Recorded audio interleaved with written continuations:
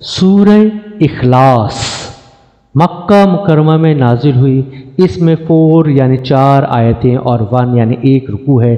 نازل ہونے کے اعتبار سے یہ 22 یعنی 22 نمبر پر ہے، لیکن تلاوت کے اعتبار سے یہ 112 یعنی 112 نمبر پر ہے اور سورہ ناس کے بعد نازل ہوئی ہے۔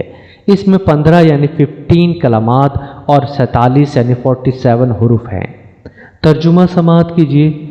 اللہ کے نام سے شروع کرتا ہوں جو بڑا مہربان نہایت رحم کرنے والا ہے۔